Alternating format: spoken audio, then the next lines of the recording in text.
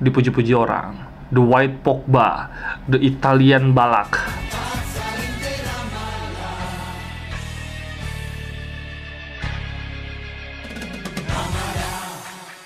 Halo teman-teman, ketemu lagi di Cerewetin Inter, video yang gua buat untuk membahas klub kesayangan gua, Inter. Gokil. Akhirnya kita menang, walaupun pakai walaupun loh ya. Kita harus balik lagi ke konsep naturalnya Inter. Ball position sedikit tapi menang.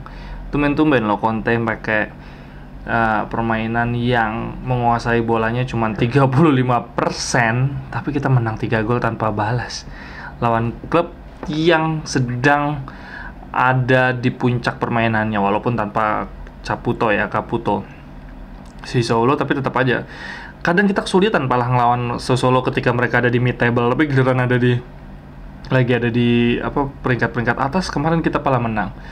Ada dua hal yang bisa disebut balik lagi. Pertama, Inter main seperti kodratnya Pazza Inter, mainnya deg-degan, mainnya dikurung tapi palah menang. Kedua, Conte balik lagi ke skema yang membawa Inter dan musim lalu mainnya bagus, 3-5-2. Sebelum Eriksen datang, kita pakai 3-5-2. Kemarin kita main 3-5-2 dan Eriksen lagi-lagi masuk di menit terakhir. Gua rasa ini udah pertanda Eriksen nggak akan kepakai lagi setelah Januari. Walaupun saat menyerang, jadi kemarin tuh Inter main pakai 3-5-2, di tengah Gagliardini di sebelah kiri, kemudian Barella yang biasa mengisi tempat yang biasa diisi Brozovic, Regista dia mengontrol dari belakang. Kemudian ada Vidal ketika nyerang, Vidal lebih banyak ke depan, lebih banyak menusuk bahkan ke tengah. Beda banget Inter main 3-5-2 ketika dulu Barella di kiri dan Sensi di kanan, beda banget. Ketika Barella di kiri, Sensi di kanan, terus tengahnya Brozovic, itu mereka mainnya posisinya Mezzala. Jadi kalau teman-teman tahu ada posisi namanya Mezzala itu adalah gelandang tengah yang mainnya melebar. Makanya kalau ngelihat video Inter Barca musim lalu, itu Barella sama Sensi banyak banget dia. Bahkan dia ada di depannya wingback dan sejajar sama wingback tapi lebih di depan. Nah itu Mezzala mainnya kayak gitu. Tapi kalau kemarin 3-5-2 nya Inter nggak pakai Mezzala, Gagliardini ya beberapa kali melebar ke sayap, tapi si Vidal dia lebih banyak menusuk ke tengah. Jadi gue melihat bahwa permainan kemarin itu ketika nyerang Inter pakai 3-4-1-2, tapi ketika bertahan 3-5-2. Jadi 3-5-2 nya berbeda ketika musim lalu Inter masih pakai Sensi. Oh iya, harusnya ini video ini gue beri judul Tuah Gagliardini ya. Berharap tuahnya Gagliardini, pemain yang gue maki-maki dalam 2-3 tahun terakhir, enggak sih 2 tahun terakhir sejak zamannya Conte. Kemarin dipuji-puji orang, The White Pogba, the Italian Balak, pokoknya Bergamo Milinkovic-Savic. Jadi dianggap permainannya setara Balak, Pogba, SMS. Ya, walaupun lawannya Sassuolo, memang Gagliardini khasnya ketika lawan tim lemah bagus. Beda sama Vecino. Ini dua-duanya pemainnya sama nih, pemain yang nggak jelas, statistiknya juga gitu-gitu aja. Cuma bedanya kalau Vecino mencuat ketika big game, si Gagliardini ketika lawan tim kecil dia bermain bagus. Nanti ketika Liga Champions nih, kita hari Rabu dini hari lawan Borussia Mönchengladbach. Kita berharap aja nih Gagliardini masih on form, karena si Vidal masih nggak main dong. Berarti nanti kemungkinan besar, gue baca di berita, si Brozovic akan ngisi di Regista di tengah, kontrol dari belakang, deep playmaker. Sebelah kanannya kemungkinan Barella, kiri Gagliardini. Ya kayak balik lagi permainan musim lalu. Gue mau bahas dulu kemarin lawan Sassuolo. Skriniar main bagus.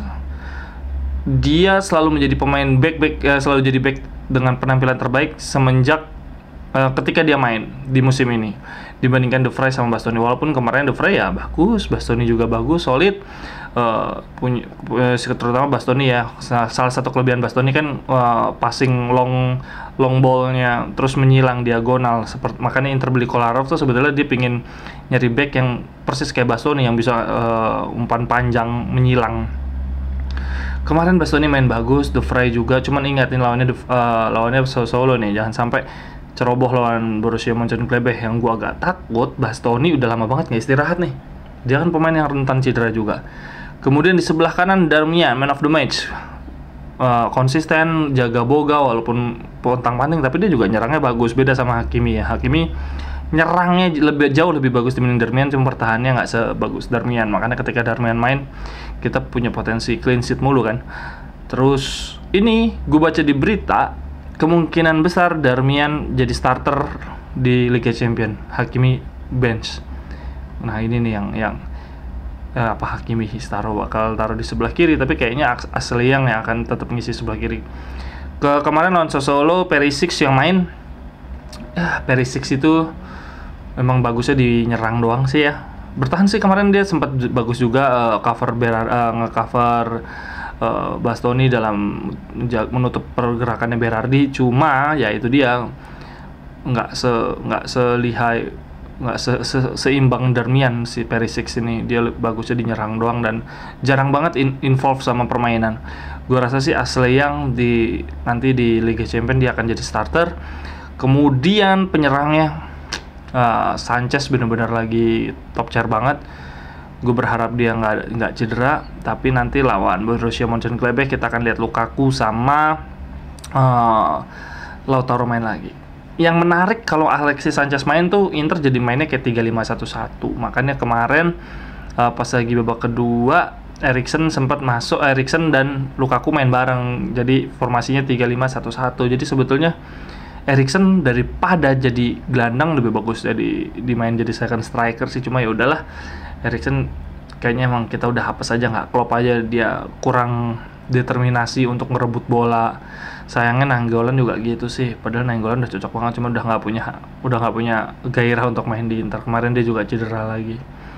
Kemudian Handanovic, ada beberapa penyelamatan, cuman ya udahlah, musim besok udah pasti dijual. Jadi takut kayak kalau dulu tiap ada serangan bahkan penalti aja kita ngerasa tenang. Sekarang shoot aja takut banget sih Handanovic terlalu nggak gerak. Ada kan satu pemain Sassuolo yang kena tiang itu juga si Handanovic kayaknya nggak gerak. Apalagi yang perlu dibahas, ya lawan Borussia Mönchengladbach kita wajib menang. Kita sisanya 2 pertandingan sisa Liga Champions wajib menang dua-duanya, dan Borussia Mönchengladbach cukup seri dia lolos. Jadi kita memang targetnya kalau Borussia Mönchengladbach lawan Madrid sama lawan Inter kalah, bisa-bisa dia nggak lolos ya kalau nggak salah. Ya gua nggak begitu hafal nih, tapi yang pasti Inter tadinya butuh 7 poin. Cuma sekarang gara-gara kalah lawan Madrid, kita wajib menang 2 pertandingan terakhir dengan masih menggantungkan nasib dari hasil pertandingan tim lain. Madrid, gua nggak hafal hitungannya. Cuma yang pasti harusnya lawan Borussia Mönchengladbach Inter akan kesulitan. Gue bilang harusnya ya, karena di antar tim-tim lain dia yang paling lagi on fire. Madrid kemarin di Liga Spanyol kalah lagi loh. Kita goblok banget sih Conte.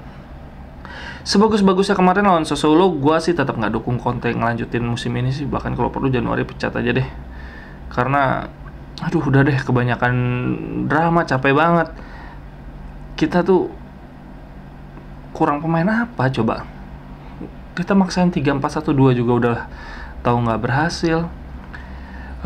Apalagi sih yang gue bahas gue rasa cukup itu. Menurut teman-teman gimana kemarin Sassuolo? Gagliardini pantas jadi man of the match atau dia kemarin beruntung aja karena lawannya tim lemah?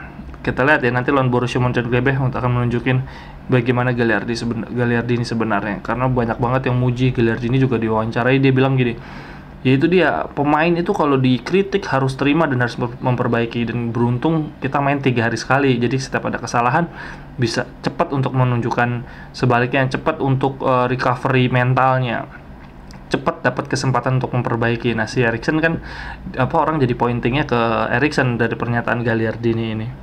Kemudian Sensi udah mulai main lagi. Mungkin dia nggak akan dapat menit banyak sih lawan Borussia Mönchengladbach, tapi di Liga Italia hari Minggunya dia mungkin dapat waktu lebih banyak. Gue rasa segitu dulu. Gue menantikan pendapat teman-teman yang mau diskusi lebih tektokan bisa melalui Twitter di @cekinggita.